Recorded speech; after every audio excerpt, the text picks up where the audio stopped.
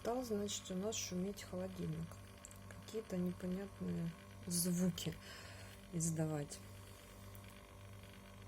Греметь.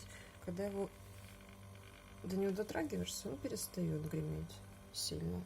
Отпускаешь, он сильнее гремит. Посмотрели в интернете много видео.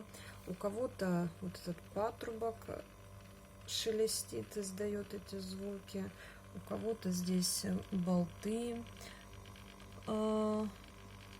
расшатанные.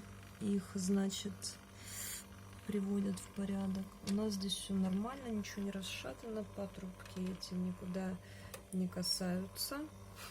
Вот. Долго я думала, что же на самом деле у меня, какая причина. А тут оказалось очень все просто. Причина в том, что со временем холодильнику всего-то вот второе лето, ну, года, в принципе, ну, год холодильнику, опустилась, видимо, от вибрации. Вот это пластиковый контейнер опустился. И он прикасается, получается, к мотору. И издает вот такие жестокие звуки, особенно по ночам, они очень сильно слышны. Аж прям до нельзя. В общем, я буду поднимать, болтики откручивать, поднимать чуть-чуть поддончик. И вот когда он чуть будет поднятый, этого